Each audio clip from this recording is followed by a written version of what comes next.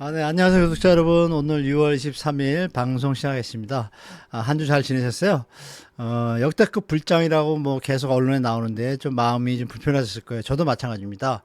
정부가 신호를 줬으면 좋은데 가이드를 아직 못 나오고 있고. 자, 하나씩 보겠습니다. 현재 상황을 보면 제가 볼 때 7월 달 되면 무조건 조정이 올 것 같다고 저는 보고 있으니까요. 계속 말씀드렸었죠? 그 시장 하나씩 살펴보도록 하겠습니다, 여러분.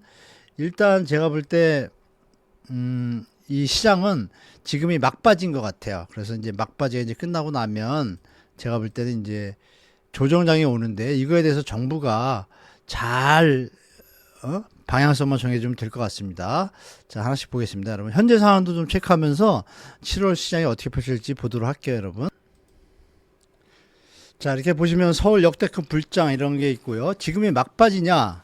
아니면 불장이 계속되냐? 불장 계속된다라는 막 언론들이 많잖아요. 그거 믿지 마십시오. 불장 계속될 수 없습니다. 지금이라도 아파트 사야 되나 이런 막 기사들이 막 나와요. 자꾸 조바심을 일으키게 포모 현상을 일으키도록. 그런데 제가 포프 현상도 말씀드렸잖아요. 이거 내가 제일 비싸게 사는 거 아니야? 제가 볼 땐 그런 상황입니다, 지금. 그래서 조심하시고 이와 여기까지 왔기 때문에 7월, 8월 보시고 결정하셔도 전혀 문제 없다라고 좀 말씀드릴게요. 지금 너무 많이 올라왔습니다.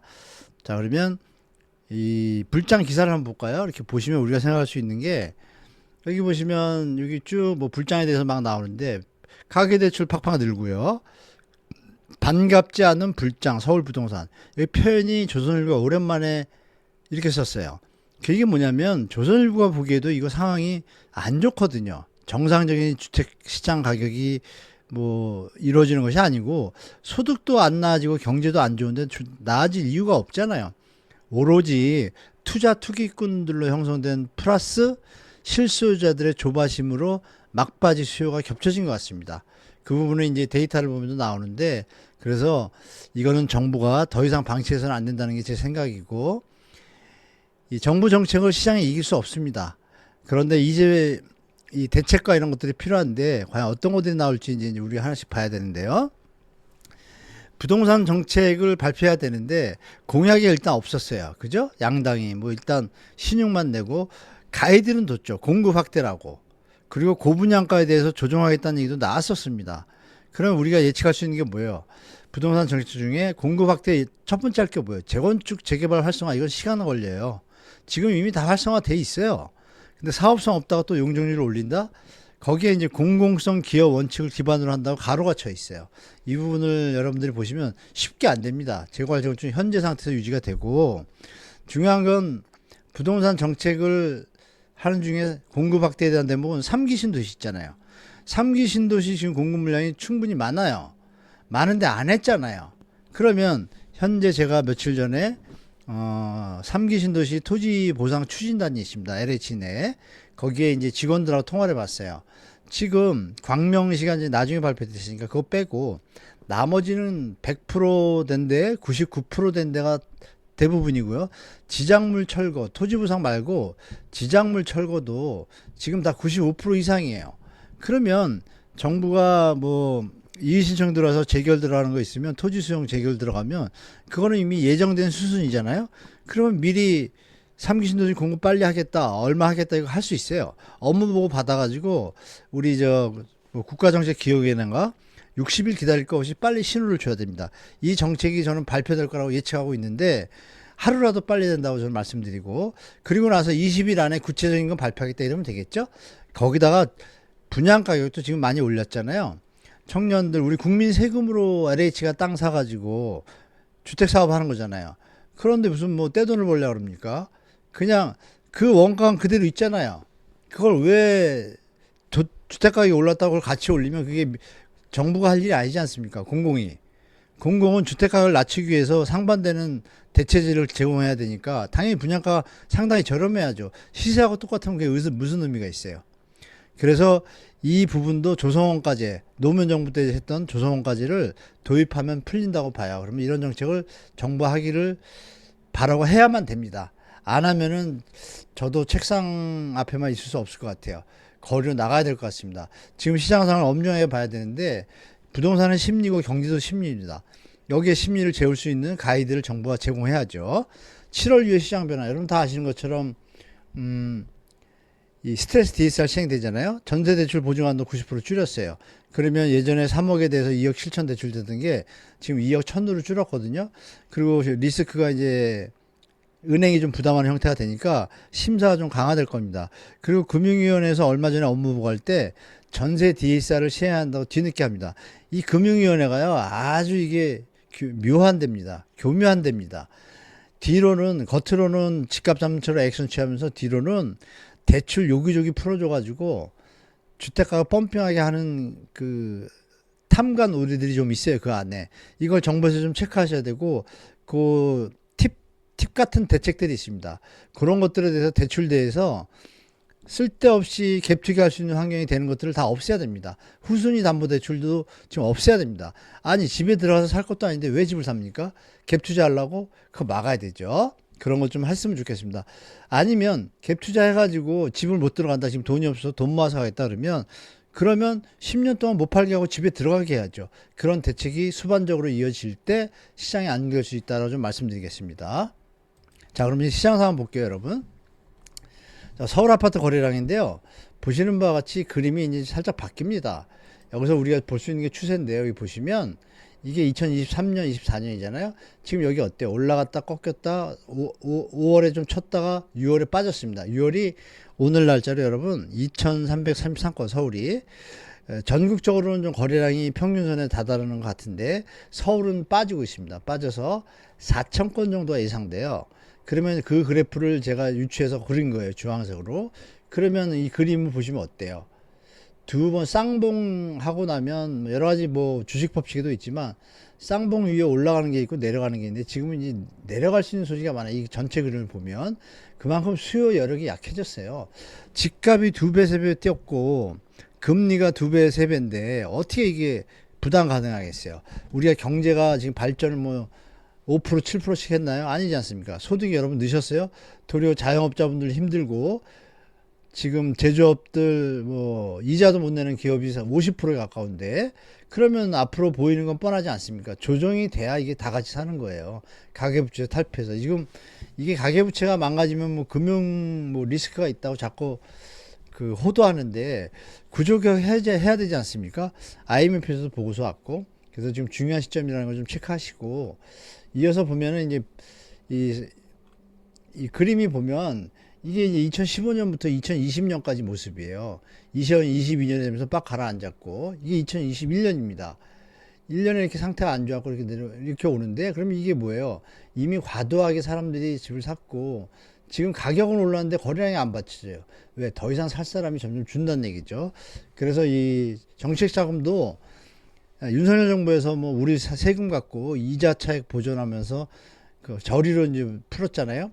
그런 부분이 부담되고 있지 않습니까? 지금 정부에 재정 적자도 다가오고 있고 이런 게 이제 가세해서 제가 볼 땐 더 이상 많이 안 풀 것 같아요. 내년부터.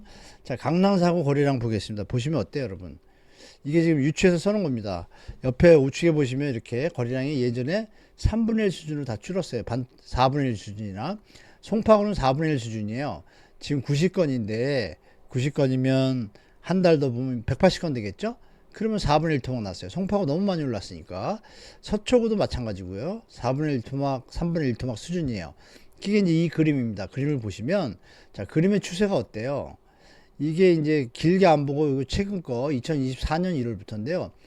정책자금 풀어가지고 펌핑해서 올리고 토지거래가 되다가 정책자금 같이 물리니까 푹 뛰고 뛰었다가 다시 제자리 가요. 살 사람이 없는 거예요. 그리고 막차 수요가 붙었어요. 여기 조금 붙었는데 다시 내려가요. 그럼 어떻게 될까요?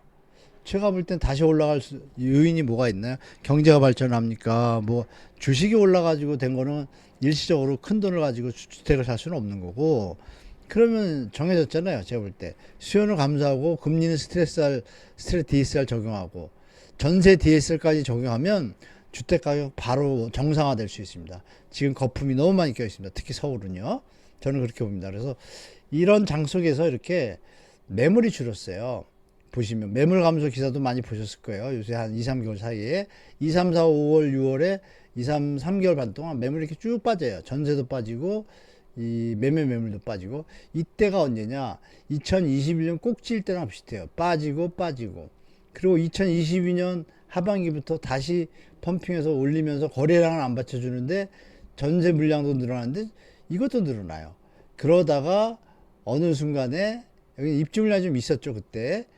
그럼 여기서 이제 꺾이는 걸 보면은 벌어지죠 이렇게. 총 매물하고 이게 벌어지고 전세 매물은 늘어나는 현상이 벌어져요. 그러면 그게 언제부터요? 이거 꺾이고 한 8개월, 9개월 있다 이 현상이 여기서부터 이제 어떤 일이 벌어져요? 금리 인상되면서 갑자기 더 조정을 세게 받았죠. 이때 시장을 놔뒀으면 우리가 정리가 됐는데 둔촌주공 미부장되는 건 뻔했는데 그 심리를 뒤바꿔 버렸잖아요. 왜? 투기판을 벌렸으니까 윤석열 정부에서. 그게 이제 이 발달이 돼서 지금까지 이어지고 있는데 이제 더 이상 청년이나 무주택자 또 국가 경제를 위해서 이건 더 이상 방치하면 안 됩니다. 그러면 이 그림에서 우리가 생각할 수 있는 건 뭐냐? 전세 물량은 많이 줄진 않았잖아요. 여기 보시면 조금씩 줄잖아요. 근데 이 매물은 엄청 주는 거예요. 총 매물하고 매물이. 그럼 매매 매물이 줄어서 그만큼 딱 빠진 거예요. 전세 물량 빠진 것보다 더. 그렇다면 우리가 면 어떻게 될까요? 당연히 가격이 오르겠죠? 근데 이게 늘어나면 어떻게 될까요? 이미 꼭지였는데 다시 늘어나면 이제 수요가 안 받쳐준다는 얘기잖아요. 그런 시장이 저는 펼쳐질 거라고 예측하고 있습니다. 수도권도 보시면 어때요? 수도권은 제가 볼 때 올해 연말까지 뭐 요새 뭐 수도권도 뭐 상승 돌아서 이런 기사 막 날리는데 거의 가짜 기사에 저는 가깝다고 봐요. 보시면 여기 보시면 그림인데요. 여기 원래 현재 5천 건 넘었어요. 오늘 날짜로 5천 건 넘었는데 여기 보시면 요거를 유추해 가지고 두 배 계산하니까 10,000건이에요. 그럼 그래프가 이렇게 나와요. 그러면 우리가 생각할 수 있는 게 지금 거래량에서 보면 수요가 많이 줄었잖아요. 줄었고 매물 볼까요, 여러분? 매물은요. 잠깐만요. 자, 매물은 이렇게 거의 변화가 없어요. 매물이. 지금 한 8,000건, 10,000건 좀 줄었거든요. 여전히 매물이 17만 건이에요. 그럼 어마어마한 물량이니까 여러분들 생각할 때 수도권은 잠시 서울발 훈풍으로 풍선 효과로 잠시 따라하는 것 같다가 7월 되면서부터 다시 저는 약보합으로 하면서 조정장에 들어갈 거라고 저는 보고 있습니다. 그래서 수도권에 계신 분들은 이때 이후에 한두 달 보시면서 주택 마련이나 주택 매도 이런 거에 대해서 전략을 세우시기 바랍니다. 부산하고 일반 남은 6대 강시 지방은요 여전히 하락 행보장이 이어질 것 같아요. 연말까지. 이 부분은 제가 볼 때 지속적으로 이어질 것 같다. 연말까지 그렇게 보고 있습니다. 자, 그리고 자, 이렇게 오늘 영상을 좀 찍었는데요. 처음에 찍었는데 요새 이 마이크가 이 접촉이 잘 안 되니까 녹음 보이스가 자꾸 좀 렉이 걸리더라고요. 그래서 제가 지금도 다시 한번 좀 전해야 되는데 여하튼 그 밑에 보시면 화요일 MBC 100분 토론 내일이잖아요. 제가 어쩌면 좀 출연할 것 같아요. 그래서 구독자 여러분들 나가면 분명히 부동산 정책 이 집값에 대해서 이거에 대해서 정책 대안이 뭐냐 이런 뭐 토론일 것 같아요. 그럼 제가 생각할 때 우리 구독자분들이 전문가분들도 많으시거든요. 또 건설회사 계신 분도 계시고 여러분이 계신데 가감 없이 좋은 국민들을 위해서 국가 경제를 위해서 좋은 제안이 있으면 댓글로 좀 남겨주시거나 아니면은 거기 제 커뮤니티 가보면은 이메일 주소가 있지 않습니까? 거기서 보시고 보내주시면 제가 확인하고 좋은 제안이 있으면 내일 토론 시간에 가급적이면 우리 구독자분 의견까지 포함해 가지고 말씀드리도록 하겠습니다. 물론 제가 갖고 있는 생각도 있는데 좋은 제안이 있으면 제가 꼭 할 테니까 여러분들 좀 참여해 주시면 고맙겠습니다. 자, 이번 주도 여러분 행복한 주 되시고 다음 영상 때 또 찾아뵙겠습니다. 감사합니다.